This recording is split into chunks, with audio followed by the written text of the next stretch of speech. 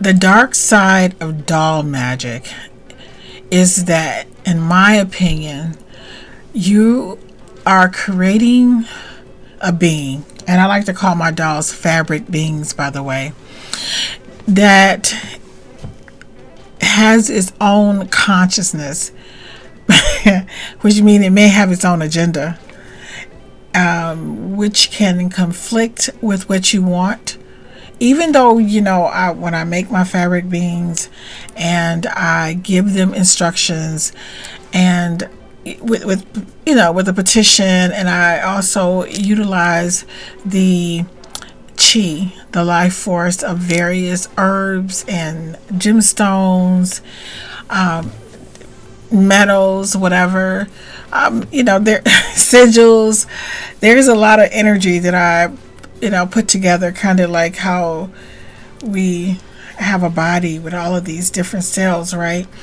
And I call upon them to assist me in bringing about a particular outcome or manifestation.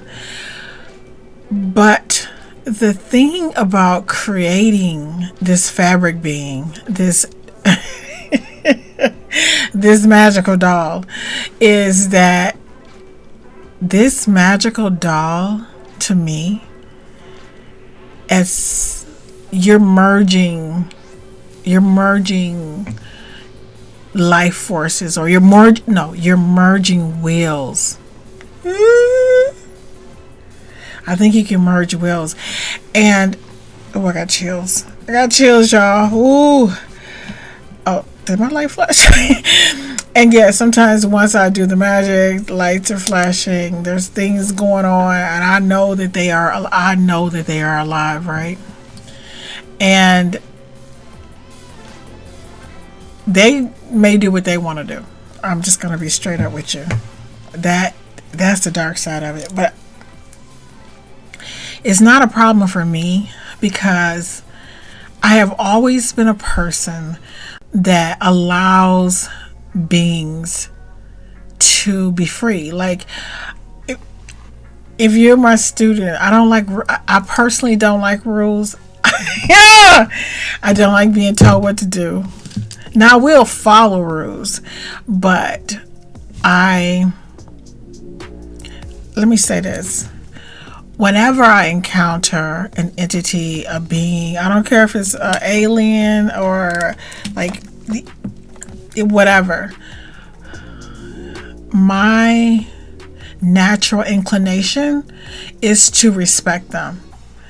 And I feel like if you really want to work with various forces, various beings, entities, spirits from, various dimensions, I think the first rule is, I'm not afraid of them, but I have a respect for I don't care if you're a kid, I don't care if you are a beggar on the street, I don't care if you are a lion or a dog or whatever it is. It's just, to me, everything has a dignity to it.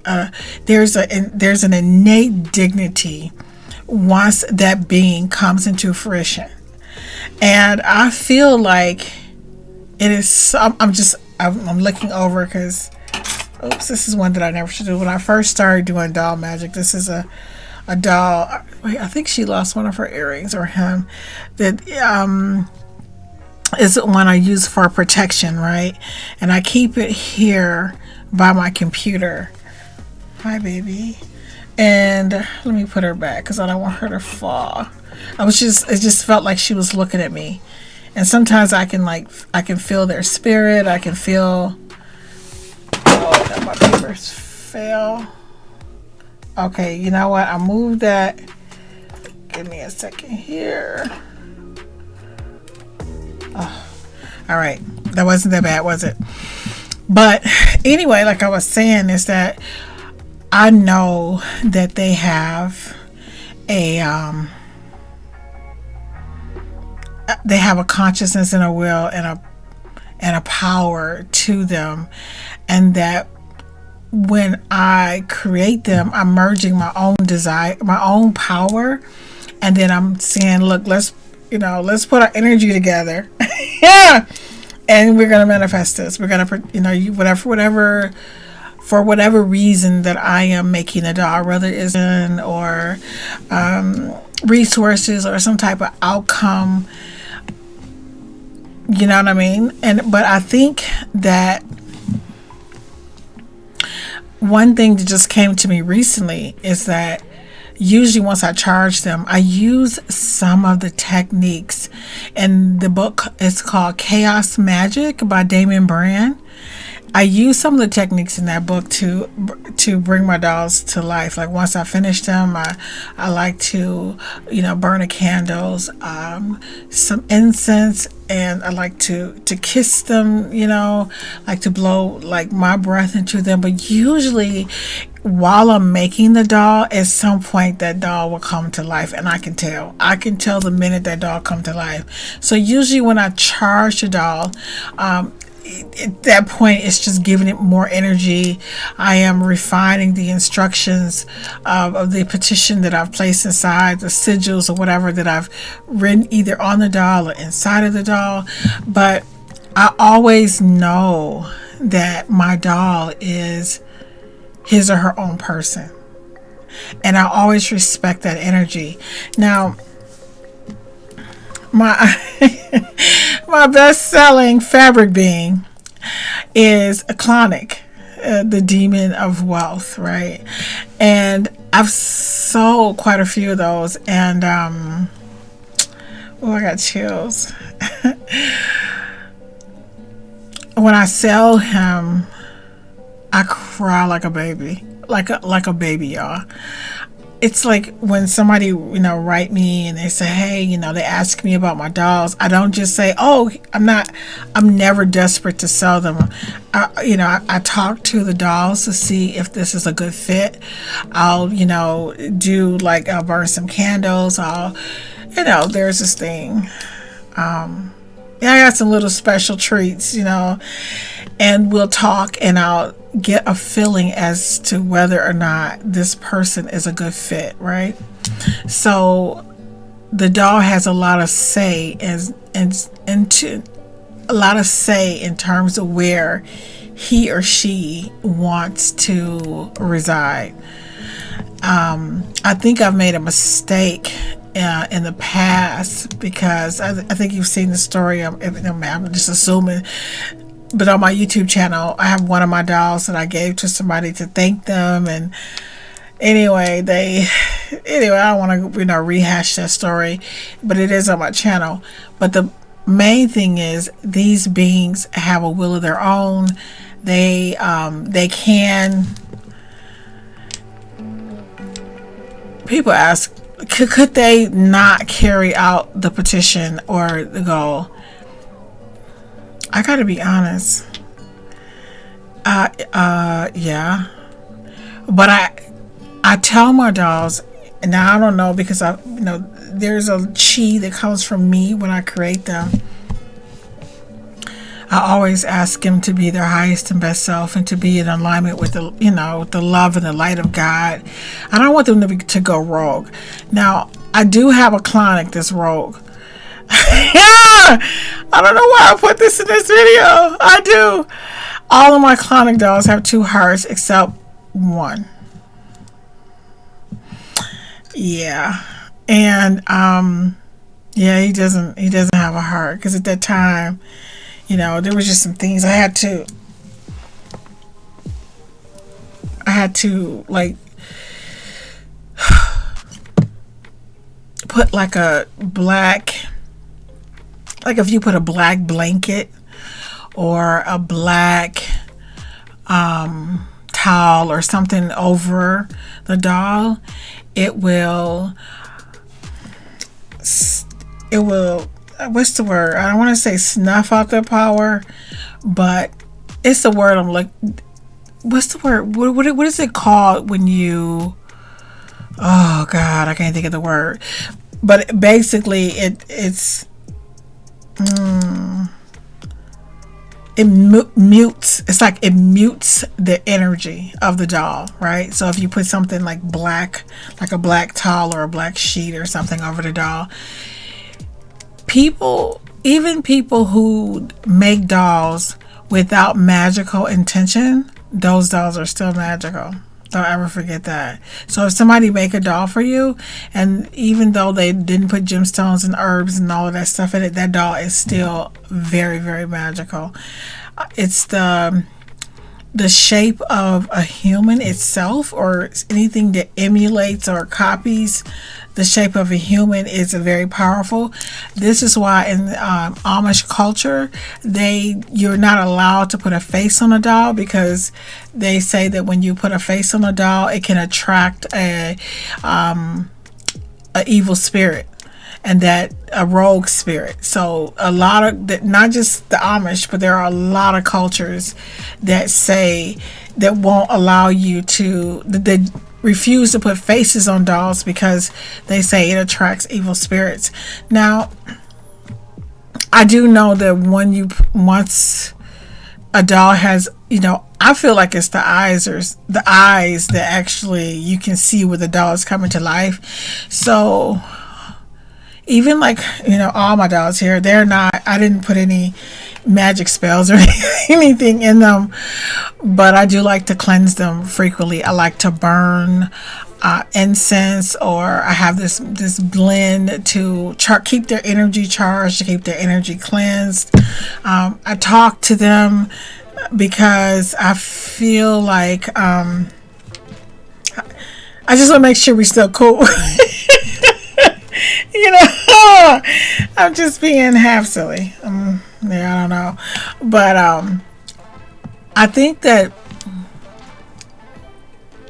doll magic is a very I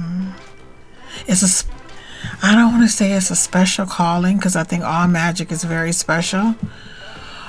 But I'm going to tell you that I think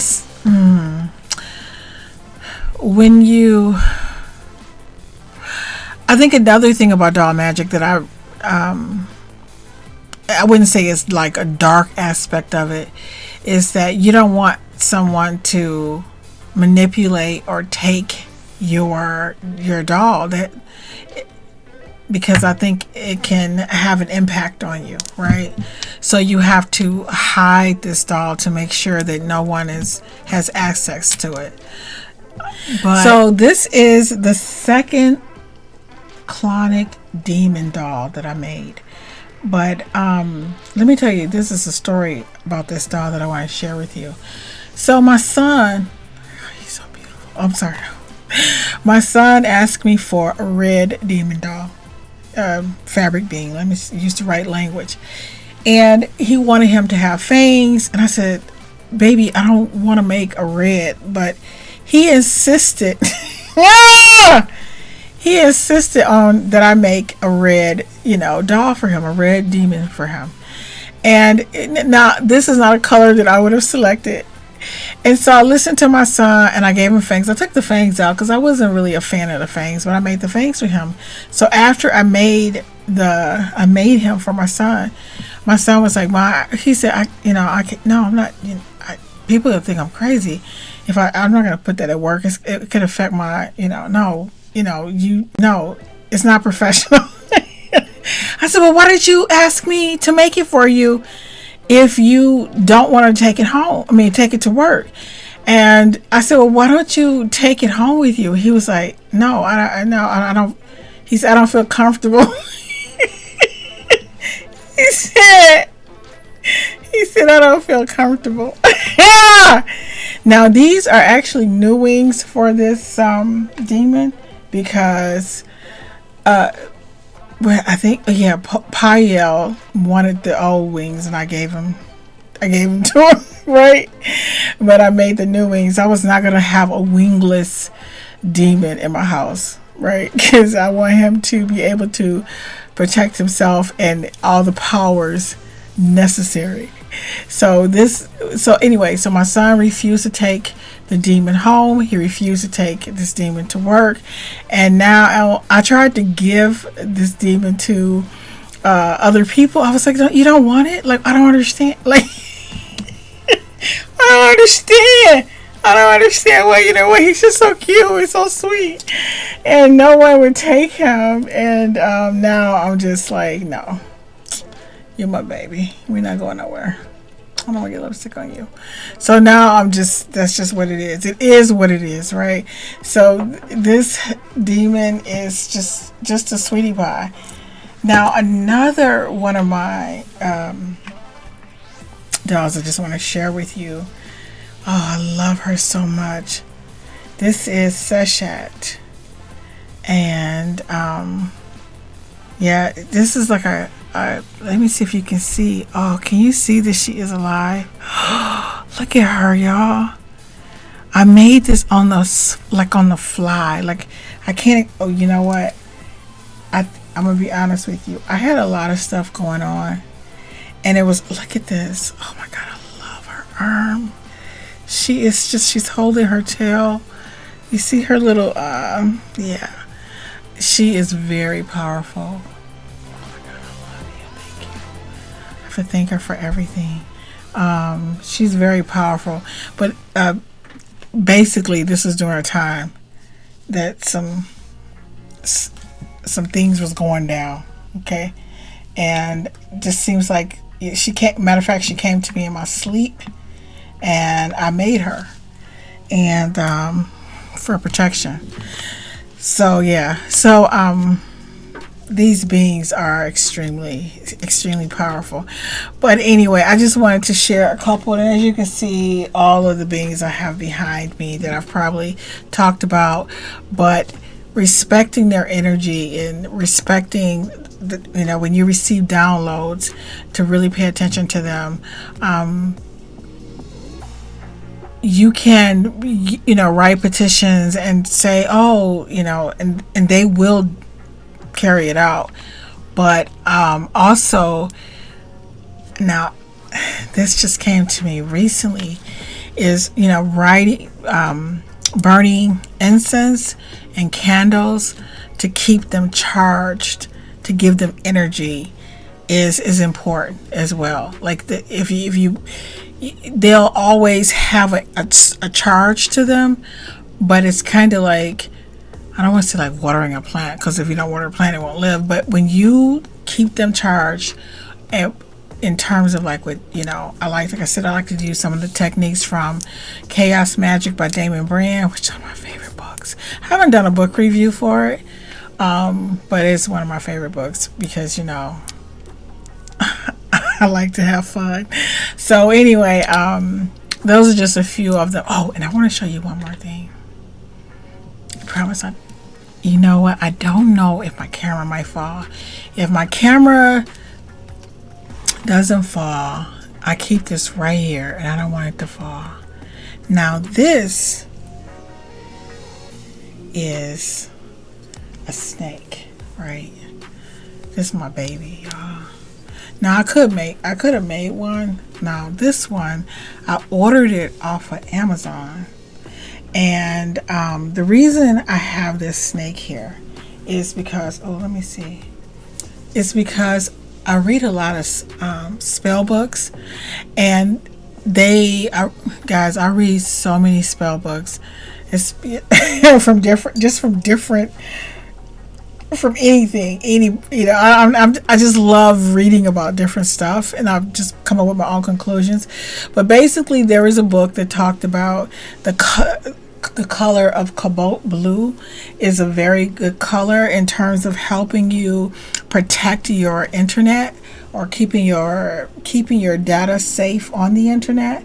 So the color cobalt, I think cobalt blue, if I'm pronouncing it correctly. And then I also read something, not even the same thing, that said that snakes also keep your internet safe. Like, so I thought, why don't I get a cobalt blue snake, right? Even though these are totally different. I read the information, totally two different books, and I just decided to put them together. And then on the inside, so I before making a snake, this beautiful cobra here, I I was gonna make my own if I couldn't find one on Amazon, which I bought this on Amazon. So you know, and I gave it surgery. Let me see, where's your surgery mark? I don't know where it is, but basically, there's a really good protection spell on the inside. I don't know if you can, that, you know, a protection mix that I used. I gave him surgery. It must have been a really good, nice cut, because I don't even see where I put it in, but it's right here. This is my little, oh look, here's my little petition, and it has some herbs and gemstones and some metals and some really good stuff, and I keep it always right here on my computer. And yeah, this is pretty awesome. Anyway, keep your computer safe. So if you know, worried about like your data or, you know, trolls or whatever, this is a good spell. This works. So I like to, again, keep them charged, incense and candles, stuff like that, water. Sometimes I'll give them a glass of wine, and I'll just set up like a little scene of some fresh flowers, just to, you know, let them know, well, you know, hey, to charge up their energy for me. I would say don't dabble in doll magic if you do not know who you are, if you don't know how to ground yourself. When I say know who you are magically, if you don't really know like your magical inclinations and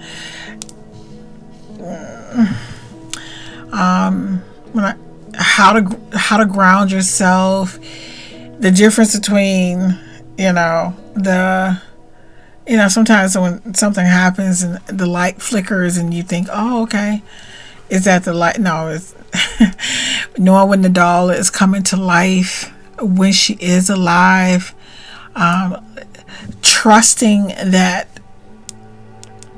communication that the doll is sharing with you in terms of whether or not they want to be with a person. I had one of my dolls, and I talked about it in a previous video, my Payel doll, who literally took, I hate the word literally, because I don't know, I think I must have picked it up off something I was watching or talking to somebody, but my Payel angel doll insisted that I take the wings from my demon doll yeah! And add some peacock feathers, and it was just like an amazing. I was like, you want these? And this is, yeah, so this is doll magic is nothing to play with. I'm just gonna be real straight with you. I think I'm just, you know, having fun and laughing, but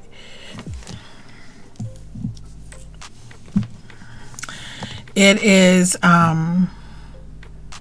you never know when they decide that what you want is not what they want. And my suggestion would be, as long as when you're making the doll, and because I find that there's a conversation that's taking place, and the doll my dolls always tell me stories. They convey messages to me. Listen to those messages, child. I kid you not. Listen to those messages, and write them down, because if you honor and respect the energy and the wisdom and the download that is coming from the doll is going to be good to you. I mean, that's how I feel. But again, that's that energy of respect, right? But let me just tell you, I don't know if I told you guys this, just a quick little story. I don't know if you can see Katara. Katara is right here. She has the head wrap right here. She has the red head wrap. I'll never forget when I made her. I wanted her to have long hair. And she insisted, now this wasn't doll magic, but this is all aspect of making dolls. She wanted a head wrap, And I thought, no, we're not doing that. I'm going to give you long hair. And she gave me this long story about why women wear head wraps and, walking miles for water and a respect for culture. And there was honor. Like, long story short, she insisted on this head wrap. You hear me? And you can't see it that well, but here she is. But yeah, and so I gave in. But so one of the things I do now, like even with all of my dolls, I always honor their message, what it is they want, if they want to go to the customer or not. If sometimes they like push in my chest because they're trying to get to their owner really fast. I don't like to make Magick dolls for people if the post office isn't open, because I want to get it out my house right away because the energy is so strong. So nutshell, the dark side of doll magic is that you're merging your willpower and your intentions with another force or energy that may be in conflict with what it is that you wanted to do. So I believe that if you have a respect for this energy, you can work together. Okay. And I think it's also important to listen to them, listen to how they want to look. I know some people, make these voodoo dolls, and the voodoo dolls to me, I don't know. I mean, I get, obviously they work, that's how people make them, right? But I like and my dolls always look fierce. Like I can't make one look cuddly. But I guess what I'm saying is, if you respect the energy of the being that you are creating, and you listen to them and realize that it is a collaboration. Oh my God, I'm so tickled.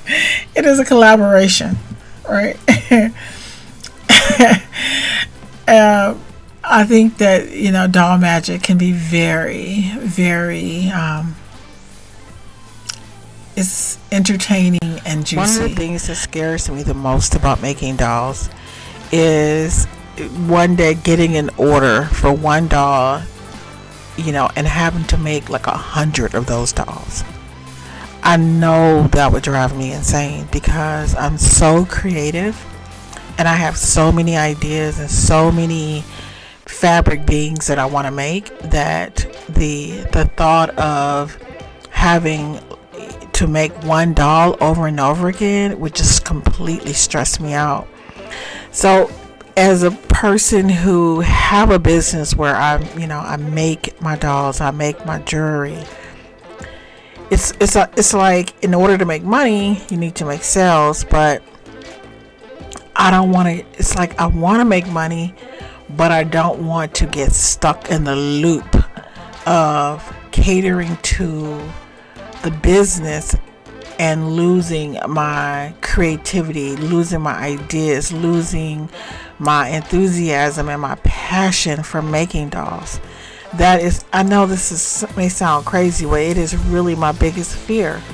So I like, even though my business is a little slow, I mean, it's probably a lot slow, but I enjoy it. It takes me so long to get an order out because I gotta write a note, and I want to do like a little ritual for my client to imbue whatever, talisman or amulet they bought for me. But I'm such a creative person that the truth is, guys, every time I make a video, I never know if it's going to be my last video, because I love making dolls so much. Like, you don't understand. It is like my passion. I don't know what I want to do with them, but it's, I feel like a billionaire because I'm enjoying what I'm doing so much. And I like I said, I don't know, I fall in love with them, and yeah, and then I have a hard time selling them, and then I want to vet the person that's buying the doll. This is a picture of me in my office the other day. I don't know. I have office hours, and I was just messing around with the camera, and just first time I've ever used the where you can take a picture of yourself. But anyway, y'all know I like to include pictures of myself. This is for me when I'm 95 and I'm sitting on my porch looking back. So some dolls are portals and other dolls are taskmasters, or I think some people will call them voodoo dolls, or spirit dolls, or manifesting wish dolls. I like to call mine manifesting wish dolls, or manifesting spirit wish dolls, or whatever. But I'm going to show you. So this is, and they all have different herbs and gemstones and energy. Now this is one of my angels, and this doll is a portal. And the portals, they are pretty much a tangible prayer or offering to the angelic realm to bring about whatever it is you're trying to manifest. Now, the thing about working with a doll that is an offering or a portal that you can either put, on your altar, next to your bed, is up to you, is that they work through your intuition. They work through your etheric template chakra. They're part of your spiritual team. They're not going to just let you do whatever you want to do. You might think, I want to do A, B, C, D, and E. And they might think, no, that's probably, maybe you should finish your book, or maybe you should work on taking care of yourself, exercising, eating healthfully. This is what happens when you work with I like to call them a portal, a spiritual portal. And that's what the herbal mix is. And I make these for people when they purchase them, because I like to put the intentions and energy of the person who's purchasing it inside of the doll with the herbs and the gemstones and so forth. So this is like I said, a tangible prayer and a portable and a spiritual portal. That's the word I'm looking for. Now, this doll is a spiritual portal as well. This is called a Warzark, and I think I did a video about these. They work with your shadow side, and your shadow side is this part of you that keep all of your secrets, all of the things that have happened to you that you're not proud of, the thoughts, the how to harness the parts of yourself that you don't like and make it work for you. But it really, it's a portal. Again, it's a portal, but it works with the energy of your shadow self, and that is the herbal and gemstone mixture and sigil that is a part of this particular being. So again, the best example I can give you is that, I don't know if it's appropriate for YouTube, but basically someone she got into her car. There was some men in her car who wanted to, do some things with her. And she pretty much said, look, you don't even need that, weapon. Because I'm looking for a good time myself. It's been a long time. And she says she pretended to be, under the influence, and it talked them into taking her to a party store to get something to drink, and she was able to go inside and call for help, and they all were arrested. That is the energy of the Warzark. How do you take something where people think you should act? It's like the part of you the cunning part of you, the part of you, the shadow side. Your shadow self is also a very important part of your success and of you being able to protect yourself. So this being, this Warzark from the planet Mars, it has a spell, and it especially that focuses on those energies, right? Now, these dolls, this is, oh my God, they smell so good, y'all. Oh, these dolls smell so good, I swear to God.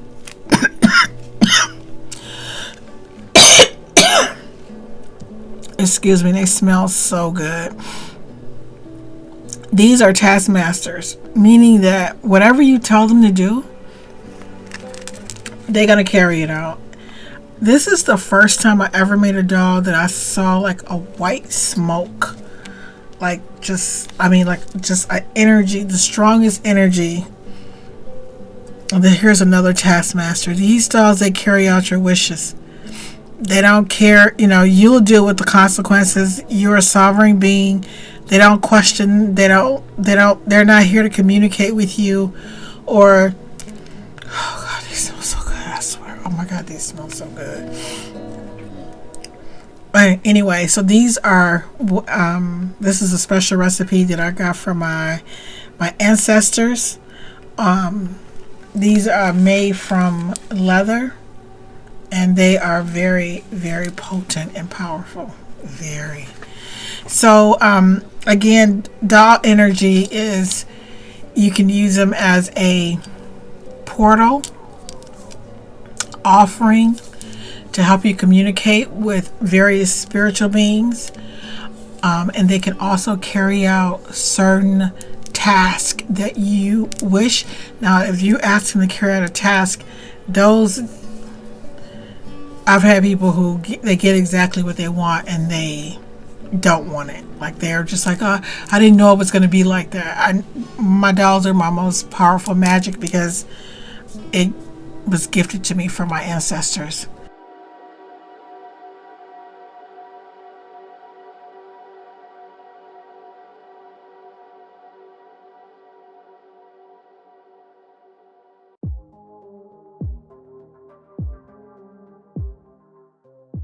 I really hope this video helps someone.